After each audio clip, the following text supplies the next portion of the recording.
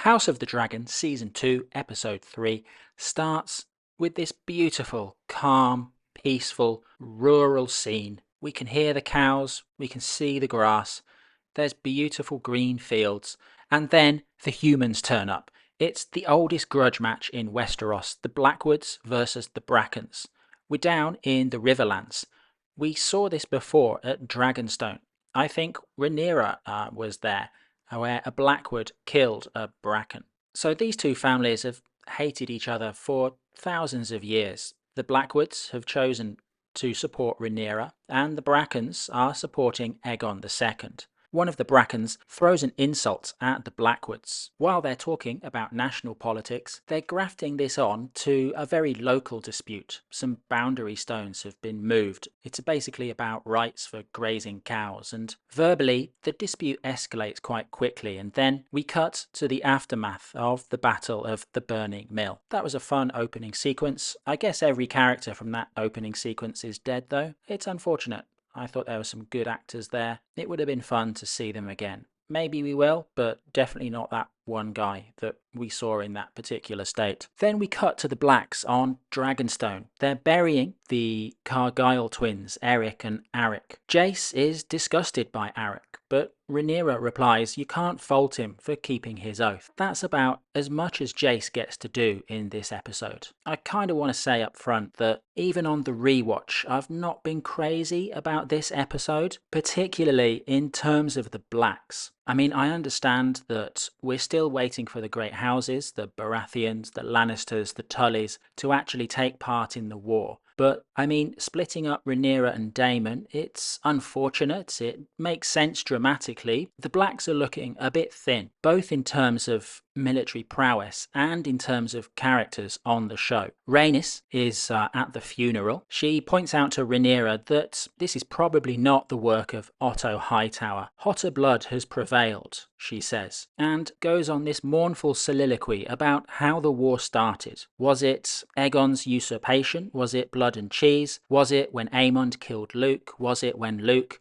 took Aemon's eye? The characters here are on the precipice. They know that there's nothing they can do. War is coming. They can't stop it anymore. Even worse, Rhaenys says, it's a war of dragons, and it's a war between a family. Rhaenys has an agenda here. She wants Rhaenyra to reach out to Alicent Hightower, and together they could stop the war. She thinks it's not her, but the men around her who seek bloodshed. The characters are bright enough to recognise that power in the Green faction has shifted as a result of blood and cheese. As such, I'm not totally convinced that reaching out to the diplomatic faction, to Alicent, actually makes any sense. I mean, yes, the war hasn't fully started yet, but there's clearly no turning back at this point. Alicent, as a political player, is being overtaken and seems, at the moment at least, irrelevant in terms of what's actually going to happen. In my video reviewing this episode, I'm going to talk about the Blacks first, and then talk about what happened to the Greens, and finish up with Daemon's crazy adventures at Harrenhal. After the funeral, we see Rhaenyra and Mysaria.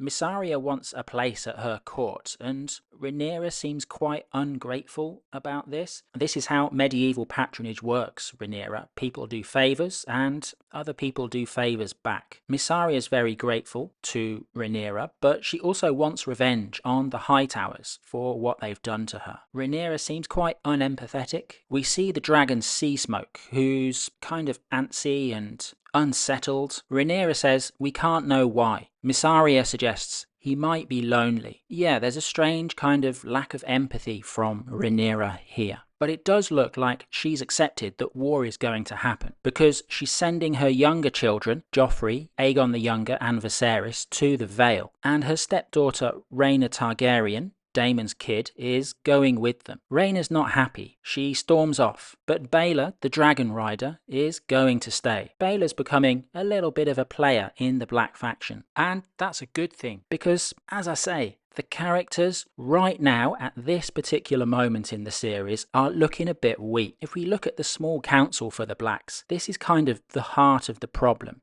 Who exactly are the people on Rhaenyra's small council? I'm sure they're mentioned in Fire and Blood. Are their names ever actually said on screen? Who is Rhaenyra's Hand of the Queen? Is it this guy who sits on her right? I presume it must be. I mean, I guess I could check the credits. I could check Fire and Blood. On screen, they're a bit weak. They're just kind of ciphers. They're just kind of there. Rhaenyra and Daemon have been the heart of the Blacks. And the price of that brilliant scene last week is this episode. Again, Jace gets about one line at the funeral and that's it. I really enjoyed his scene with Cregan Stark, but otherwise he's a very passive character. Baela, as I mentioned, is an emerging player, but only really because she has a dragon. Last week's scene with Jace, where they talked about fathers, suggests that they could be getting closer both personally, but maybe she's going to have an advisor role. They seem to be pitching her as kind of a young Rhaenys. The Black Council also don't really like Rhaenyra very much. They laugh out loud at her attempts at restraint.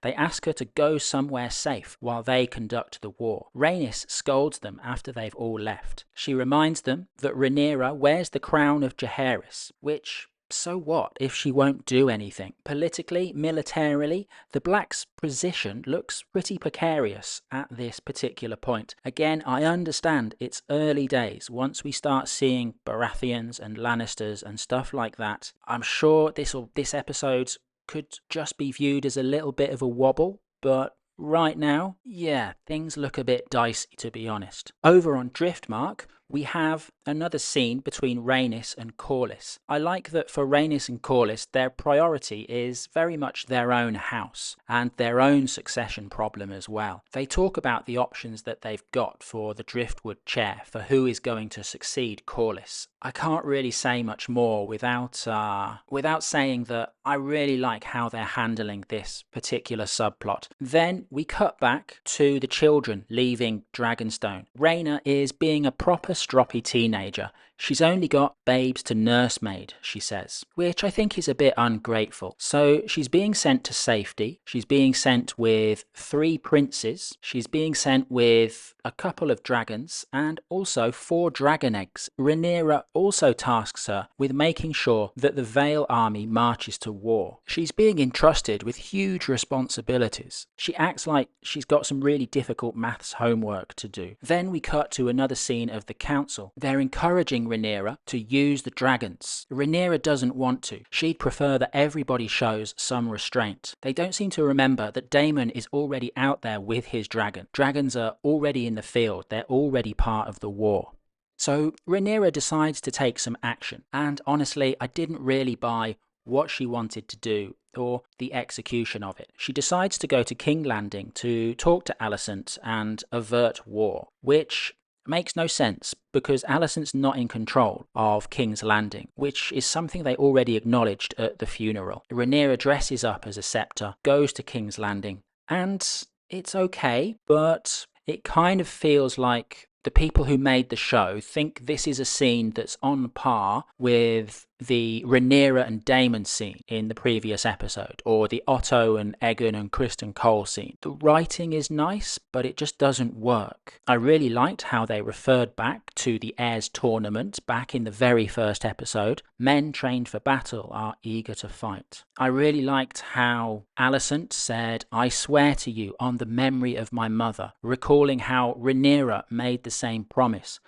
back in season 1. The thesis that we're asked to believe for this scene is that if Alicent was accepting of the idea, then they could avert war, and that just doesn't make sense. While it's well acted, while there was some good writing in there, I didn't like this scene. For me, not a great week for the Blacks. Let's move on to the Greens. We see Criston Cole in the Red Keep, dressed in full armour, bent over, holding on to the back of a chair, deep in thought.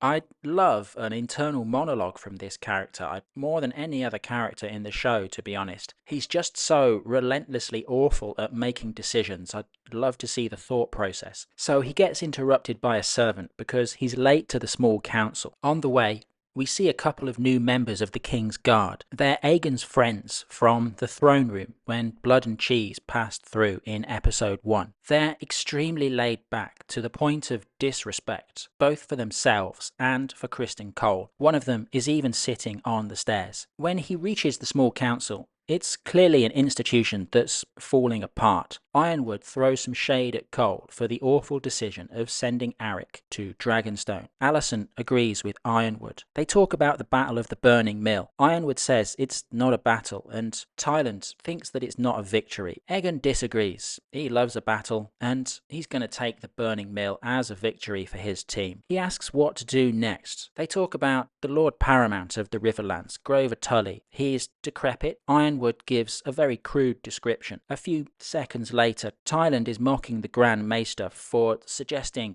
military tactics. Aegon II's small council has very much taken on the personality of Aegon himself. In virtually no time, the king's personality has his small councillors at each other's throats. Cole tries to take control of the meeting. He's going to march the army out. He's going to go to the Riverlands. He's going to take Harrenhal. The king suggests taking Aemond, but Cole wants him in King's Landing defending the city. So the king says, hey, I'm going to come with you. They have another version of the conversation about dragons that the Black Council had on Dragonstone. We're more likely to encounter one if we field one. Again, Daemon's already out there. This is an academic conversation at this point. Next we see Alicent and Helaena talking. Again, some of the very plain, direct language that differentiates the younger generation of the family from Alicent and Otto. I feel sad about Jaehaerys. They're so little. And then Helaena says to Alicent, I forgive you, but she doesn't really say for what. Next,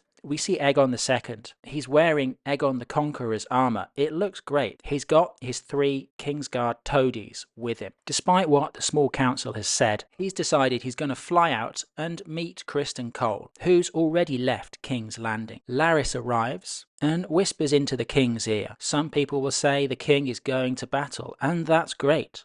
But other people might say the king has been outwitted by councillors. Larys reminds him that in his absence, Alicent and Aemond will rule King's Landing and Westeros. Aegon can't take this blow to his ego. He thanks Larys and appoints him the Master of Whisperers. Then Aegon gets onto a topic he much prefers. One of his new Kingsguard's squires needs to get laid. Aegon reminds him he's taken a vow of chastity. We know that Aegon has some kind of fetish about watching other people get it on, and there's a beautiful moment, I think, where he notes the terrible behaviour of his friends, these new King's Guard. They're supposed to take a vow of chastity, but they clearly don't take it seriously. There's a small second, just a small second, of a shot where Aegon is looking into the mirror, looking sad and despondent. It's like this guy knows that he's terrible. He knows he makes awful decisions, but he doesn't care enough to do anything about it. This is another example of some great acting from Tom Glynn-Carney, who I think is absolutely one of the stars of the show for making Aegon II actually sympathetic, even in the moment that he's being terrible. So they go to the brothel, and as they're walking through, we see Larys Strong in the background for some reason. Aegon has his hand around the squire's shoulder, and he said that this is as good a place as any to get it wet, which is something that Aemond reported him saying in season 1. They're looking for a particular Lady of the Night. It's the Lady of the Night that Aemond particularly likes. They open the curtain. They find Aemond in the fetal position again, naked again, his head buried in her neck like he's a baby. Aegon takes the piss a little bit, and Aemond walks off naked with some real DGAF vibes. Psychologically, I think Aemond might actually be a more interesting character. He's certainly a more isolated character. It seems that he was a bit of a loner when he was a kid and he had no dragon. He's got the dragon, he's got the biggest dragon, but he's still very much by himself. So Cole has marched his army out of King's Landing, and we see him and Alicent's brother, attacked by Baelor on her dragon. This is a great visual scene, and we finally get to see Cole in his element. He knows what he's doing, and he helps the people around him escape the dragon. Even Alicent's brother Gwaine acknowledges that Cole has handled the situation well. So Baelor was tasked by Rhaenyra to do a bit of reconnaissance, and she was told to stay high. She starts off high, she swoops down. Has Baelor actually escalated the war here by ignoring Rhaenyra's instructions and going low? I think she might have actually gifted Aegon II the excuse to leave the city on his dragon. Technically, she doesn't actually engage with them, but what would have happened if she'd caught up with them while they were out in the open? So I think Baelor may have made a little bit of a mistake here. And finally, we turn to Daemon Targaryen, the rogue prince. We find out that after leaving Dragonstone last episode, he's flown to Harrenhal. The arrival couldn't be more dramatic. There's a massive thunderstorm, rain, lightning, the people on the ground screaming and scattering, these huge ruined towers, and a fantastic soundtrack about as metal as an orchestra can get. In fact, it's kind of like if you took a Black Sabbath album and turned it into a fantasy TV show. That would basically be Daemon's arrival at Harrenhal. After he sets the dragon down, he starts walking through the damp, nasty, abandoned halls and corridors. As Daemon explores, we see a shot that puts him in the background, and in the foreground there's a long tree root, which I guess is weirwood. Would make sense considering what happens later in the episode. It's clear that most of Harrenhal isn't actually occupied. We see what I presume is the Great Hall, where Viserys was made heir in the flashback in the first episode. The roof has collapsed. Harrenhal is clearly a place where things are getting worse rather than better. Finally, he finds signs of life, thumps the guard who challenges him, and walks inside to find the Castellan eating dinner. "I'm claiming Harrenhal," he shouts. The person in charge is Sir Simon Strong, a relative of Larys Clubfoot and of Rhaenyra's children as well. He immediately bends the knee and offers Daemon some supper. Daemon's too paranoid to eat though. He's concerned about being poisoned. He's not shy about sharing that concern with everyone. Sir Simon Strong's a really interesting character. He's clearly been around the block a few times. He's got these very kind of seen it all vibes about him, but he's still respectful towards Daemon in his position, but only just respectful enough. He knows what to say, gives no more respect than he absolutely has to. He also hates Larys. He's pretty sure that Larys killed the Strong family, because Harrenhal is just too damp to have such big fires very often. He calls Daemon a prince, and Daemon replies, "Your Grace." Daemon's clearly getting some delusions of grandeur as his relationship with Rhaenyra falls apart. The two of them also have a conversation about Grover Tully, who's not in control of himself and not in control of his bannermen, which was a big contributing factor to the Battle of the Burning Mill. Daemon is kind of disgusted with this lack of control. "People should obey their lord," he said, "no matter his condition." I wonder if he's thinking of Viserys and his illness. Simon Strong asks Daemon what his plans are. "The throne," says Daemon, and Strong asks for more information he doesn't understand. Daemon replies, "It's a big chair made of swords." It's a very strange conversation, and Harrenhal is a strange place, which is what Daemon discovers later on. We see him in his bedroom. Someone's knocking on the door. When he picks up his sword, just to be on the safe side, and opens the door, no one is there. There's a noise. He follows the noise and finds Rhaenyra, but it's not Rhaenyra as she is now. It's Rhaenyra as she was at the beginning of the show. So it's Millie Alcock rather than Emma Darcy, and she's sewing the head back on the dead Prince Jaehaerys, which actually brings an emotional response from Daemon. Still in Harrenhal, we cut to the weirwood, which Daemon looks at, and someone is there and tells him, "You will die here." So we saw earlier when Daemon arrived that there was some weirwood inside the castle. I wonder, is his bed made of weirwood? Is anything from this scene actually real, or is he just dreaming? I think it's really nice that the series has decided to include this element. I hope there's a bit more room for it in future episodes. So that was Series 2, Episode 3. I liked the green stuff. I wasn't really convinced about the black stuff, and the Daemon stuff was probably the most interesting. More weirwood dreams, please. Thanks for watching.